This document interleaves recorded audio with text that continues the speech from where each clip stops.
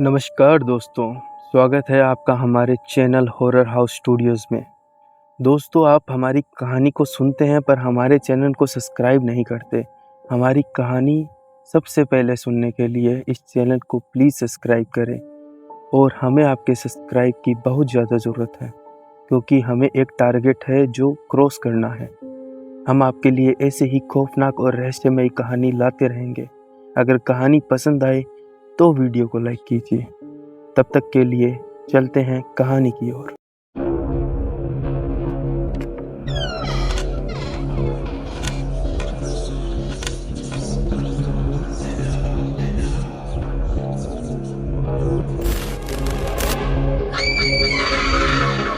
नमस्कार दोस्तों, मेरा नाम राजवीर सिंह राणा है। मैं एक प्राइवेट डिटेक्टिव हूँ। मैं छोटे मोटे केस सुलझा दिया करता हूँ। जैसे कि मैं आपको मेरा एक केस सुनाता हूँ, शायद आपको अच्छे से मेरे बारे में पता चल जाएगा।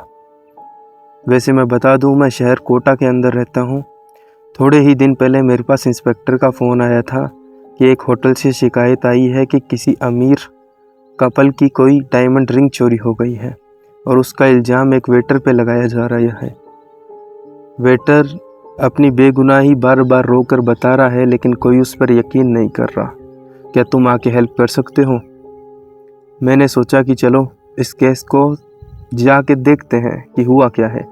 जब मैं वहाँ पहुँचा तो मैंने देखा कि वो कपल, जो आदमी और औरत थे, वो बेहद ही ज़्यादा गुस्सा थे क्योंकि उस औरत की एक डायमंड रिंग थी जो वो होटल में आई थी, उसने हाथ में पहन रखी थी, लेकिन होटल के अंदर वो चोरी हो गई। अब वो रिंग मिल नहीं रही जिसकी कीमत बहुत ज़्यादा थी और वो उस रिंग का इल्ज़ाम छोड़ने का उस वेटर पे लगा रहे थे। मैंने केस को बखूबी समझा। फिर मैंने कमरे की अच्छी तरीके से तलाशी ली लेकिन कमरे में रिंग नहीं मिली।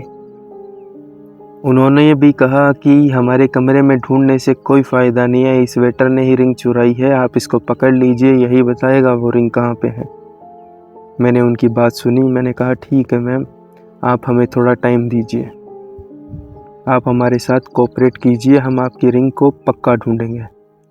फिर मैं नीचे रिसेप्शन की तरफ चला गया। मैंने पूछा कि ये दोनों कपल यहाँ से कुछ देर के लिए निकले थे या कुछ हुआ था?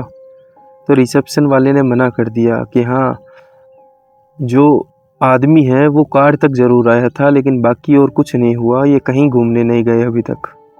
मैंने उसकी बात को सुनकर उस आदमी से कार की चाबी मांगी। उस आदमी ने झल्लाते हुए कहा कि आप मुझ पे शक कर रहे हैं। मैं क्यों सर, हम आप पे शक नहीं कर रहे, हम अपना शक दूर कर रहे हैं, तो कृपया मुझे आपके गाड़ी की चाबी दीजिए। जब उस आदमी ने मुझे अपने गाड़ी की चाबी दी तो उसके पास एक मर्सिडीज़ थी। जब मैंने उस मर्सिडीज़ का गेट खोला, अंदर से अच्छी तरीके से तलाशी ली, मुझे रिंग नहीं मिली। उस आदमी ने कहा देखिए, मैंने तो पहले ही कहा था यहाँ पे कोई अंगूठी नहीं मिलेगी आपको, आप खामखा मुझ पे शक कर रहे हैं, रिंग इसी वेटर के पास है, आप इसको 2 चांटे तो लगाइए, ये सब बक देगा। मैंने कहा सर, हमें क्या करना है क्या नहीं करना वो हम पे छोड़ दीजिए। मैं फिर उन दोनों के कमरे में चला गया, अच्छी तरीके से फिर तलाशी ली लेकिन कुछ मिला नहीं। पर मैंने देखा कि उस आदमी के खड़े होने का अंदाज़ थोड़ा अजीब था। फिर मैंने कहा सर, रिंग तो आपके पास है। तो उस आदमी ने झल्लाते हुए कहा ये अच्छा है, आप भी उसकी साइड ही ले लो, हमें ही फंसाने की कोशिश की जा रही है, मतलब पुलिस को भी हमने ही बुलाया और आप भी हमें ही फंसा रहे हो।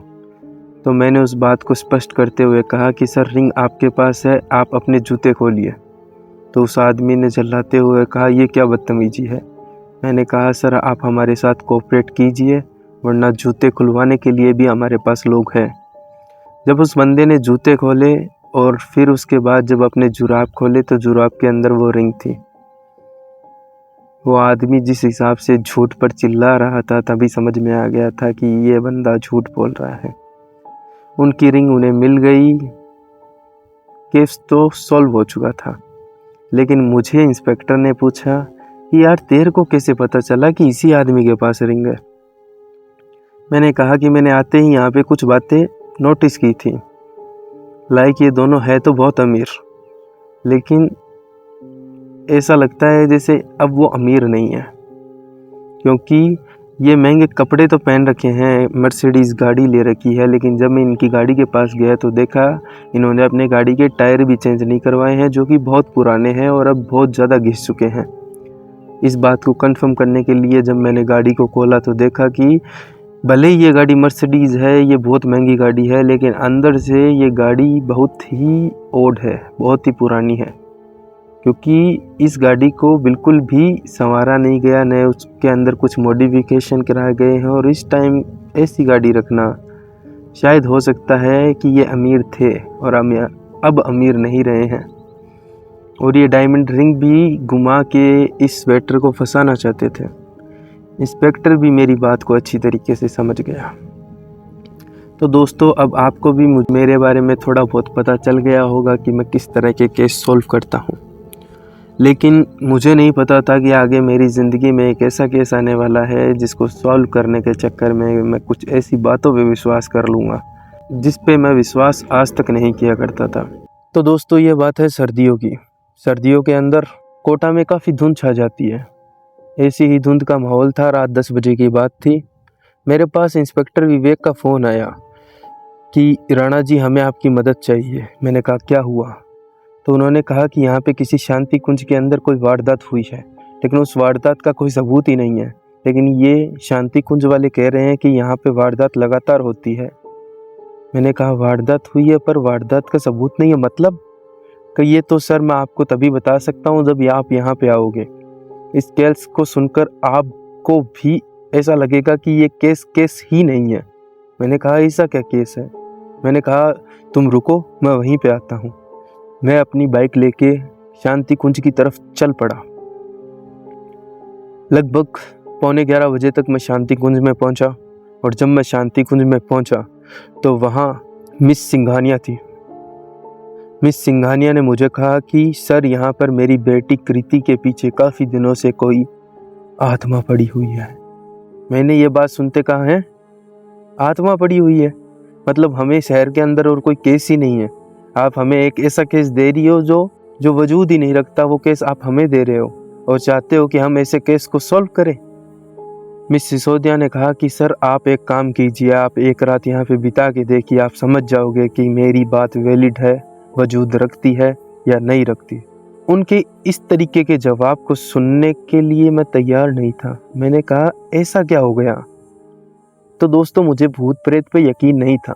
मैंने आज तक इतने केस सॉल्व किए थे, लेकिन मुझे ऐसी घटना पहले कभी सुनने को नहीं मिली। तो मैंने कहा ठीक है जी, अगर आप कहते हो एक रात रुकने से मुझे कुछ यहाँ पे पता चलेगा तो मैं एक रात रुकने के लिए तैयार हूँ। मैं और इंस्पेक्टर विवेक वहाँ पर एक रात रुके।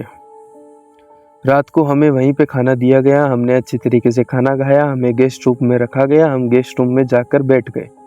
सोना तो हमें वैसे भी नहीं था, क्योंकि मिस सिसोदिया ने कहा कि जो भी वारदात होती है रात को होती है। तो हमने सोचा कि आज रात हम नहीं सोएंगे। हम दोनों एक दूसरे से कुछ केस की बातें कर रहे थे, तभी एक भयंकर चीख हमें सुनाई दी। वो चीख पूरी शांति कुंज में गूंजी थी। उस चीख को सुनते ही हम दोनों रूम से बाहर आए और वो उस चीख का सोर्स ढूंढने लग गए। उस चीख का सोर्स हमें पता नहीं चल रहा था, लेकिन जैसे ही हम उनकी बेटी कृति के रूम में गए तो वो बदहवास पड़ी थी, जैसे उसके साथ कुछ हुआ है। वो पूरा पसीने में भरी हुई थी। हमने उन पर पानी छिड़ककर उन्हें होश में लाया और जब उनसे पूछा क्या हुआ तो वो कहती है कि मुझे एक काला साया दिखता है जो ऐसा लगता है कि मेरा गला घोटने की कोशिश कर रहा है। हमें कुछ बात समझ में नहीं आई, लेकिन उस केस को सुनकर ऐसा लग रहा था कि शायद कुछ तो है हवेली में जिसके कारण ये हो रहा है और हमें इसकी जड़ तक पहुंचना पड़ेगा। उस रात उसके बाद में तो कुछ नहीं हुआ। फिर अगले दिन हमने पूरी हवेली को अच्छी तरीके से चेक किया। हवेली के काफ़ी कमरे बंद पड़े थे जिन पे ताला लगा हुआ था, जर खाए ताले थे। तो हमने उन कमरों को खोलना उचित नहीं समझा, क्योंकि जर खाए हुए ताले वैसे भी खुले हुए तो थे नहीं। शाम होते होते हमने उस हवेली के लगभग हर रूम को अच्छी तरीके से चेक कर लिया था। वहाँ पे ऐसा कुछ भी नहीं था जिससे कुछ ऐसा पता चले जो रहस्यमयी हो या संगीन हो। जैसे ही रात हुई, मैं और इंस्पेक्टर विवेक ने खाना खाया और आज हम अपने गेस्ट रूम में नहीं गए। आज हम हवेली का चक्कर लगाने लगे कि देखते हैं वो आवाज़ आती कहाँ से है। हवेली का चक्कर लगाते लगाते एक अजीब घटना हमारे सामने आई कि एक कमरे पर जर खाया हुआ ताला लगा हुआ है, फिर भी उसके अंदर से कुछ रोशनी आ रही है। हमने देखा कि यहाँ ज़रूर कुछ गड़बड़ है। मैंने इंस्पेक्टर विवेक को इशारा किया और हम दोनों ने मिलकर वो गेट तोड़ दिया। जब हमने वो गेट तोड़ा तो अंदर बहुत ही खौफनाक चीज़ को देखकर हम दोनों स्तब्ध रह गए। हमने देखा कि दीवार पे जगह जगह खून के सूखे हुए निशान हैं। हमें समझ में नहीं आया कि ये सब खून इतना सारा कहाँ से आया। वहाँ पर हमें एक डायरी मिली। वो डायरी सुनीता की थी। सुनीता जो कि मिस सिसोदिया की बड़ी बेटी थी, जिसका जिक्र हमने पहले नहीं सुना, तो हमें ये सुन के थोड़ा अजीब लगा, लेकिन हमने उस डायरी को पढ़ना उचित समझा। उसके अंदर लिखा हुआ था कि मेरा नाम सुनीता है, मैं बचपन से इस हवेली में रहा करती थी, मैंने सब कुछ किया, पढ़ाई यहाँ से की वहाँ से की, और भी बहुत सारी चीज़ें, मुझे ये पसंद था वो पसंद था। लगता है इस लड़की को डायरी लिखने की आदत थी। विवेक ने कहा कि सर इस डायरी को लास्ट में पढ़ते हैं, देखते हैं कुछ हमें मिलता है क्या, क्योंकि डायरी काफ़ी लंबी थी और उसमें काफ़ी वक्त जाया हो जाता। तो हम उस डायरी को लास्ट में पढ़ने लगे तो हमें एक ऐसी बात पता चली जिसको सुनकर हमें बड़ी हैरानी हुई। सुनीता ने लिखा था कि आज मैं हिम्मत कर कर मेरे पिताजी से अजय के साथ रिश्ते की बात करूंगी। ये अजय कौन था हमें नहीं पता था, लेकिन जैसे जैसे हमने डायरी को पढ़ा हमें समझ में आ गया अजय कौन था। उस डायरी में आगे लिखा हुआ था कि वह अजय के रिश्ते को कभी स्वीकार नहीं करेंगे, क्योंकि अजय हमारे हवेली में सिर्फ काम करता है। फिर भी सुनीता ने हिम्मत कर कर उस रात अपने पिताजी से अजय की बात की। पिताजी का नाम था विजय सिसोदिया। विजय सिसोदिया स्वभाव के बहुत ही सख्त व्यक्ति थे। जब सुनीता ने उनसे अजय की बात की तो उन्हें बहुत गुस्सा आ गया। वह अपने खानदान को यूं बिखरता हुआ, यूं टूटता हुआ नहीं देख सकते थे, तो उन्होंने सुनीता को इस कमरे में बंद कर दिया और उसके बाद में अजय को जान से मार के उनकी लाश को ठिकाने लगा दिया। अजय अचानक से गायब हो गया। हवेली में कभी अजय नहीं मिला। सुनीता को कुछ दिन अजय जब नहीं दिखा तो उसने अपने पिताजी से कहा कि आपने अजय के साथ क्या किया। तो विजय सिसोदिया ने अपनी बेटी को चुप कराने के लिए उस रात उस कमरे में उसे जान से मार डाला, और वो खून के जो छींटे थे वो उसकी बेटी के थे।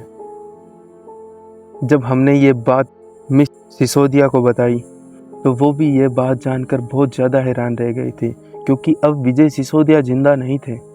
उनकी मौत 3 साल पहले हो चुकी थी। पर यह बात सुनकर उन्हें विश्वास नहीं हुआ।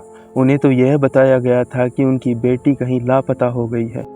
जब ये बात उन्हें पता चली तो वह बुरी तरीके से रोने लगी, लेकिन हमने उन्हें हिम्मत दी और कहा कि शायद ये जो भूत है ये सुनीता का है और इस भूत का कोई सोर्स इस घर में है। जब हमने हवेली को अच्छी तरीके से छाना तो विजय सिसोदिया के रूम में उनके बेड के नीचे हमें कुछ खाली टाइल्स की आवाज़ आई। हमने उन टाइल को हटा के देखा तो वहाँ सुनीता की लाश पड़ी थी। एक बाप ने अपनी ही बेटी को मारकर अपने ही बेड के नीचे दफना दिया था। ये सुनकर हमें बहुत ही ज़्यादा अजीब लगा, और हमसे भी ज़्यादा अजीब मिस सिंघानिया को लगा, क्योंकि वो जहाँ पे सोती थी उनके नीचे ही उनकी बेटी की लाश थी। अगले दिन सब परिवार वालों ने मिलकर सुनीता का अंतिम संस्कार पूरी रीति रिवाज से कर दिया। उस दिन के बाद उस हवेली में कोई भी खौफनाक घटना नहीं हुई और उनकी बेटी कृति को फिर कोई भी काला साया दिखना बंद हो गया। तो दोस्तों, ये थी मेरे उस रहस्यमयी केस की कहानी, जिसको सुनकर मुझे भूतों पे विश्वास होने लग गया। अगर दोस्तों ये कहानी आपको पसंद आई हो तो हमारे चैनल को सब्सक्राइब ज़रूर करें, क्योंकि हमें आपके सब्सक्राइब की बहुत ज़्यादा ज़रूरत है। कहानी अच्छी लगी हो तो इस कहानी को लाइक करें। अगली कहानी हम जल्द ही लेके आएंगे। तब तक के लिए good night and take care.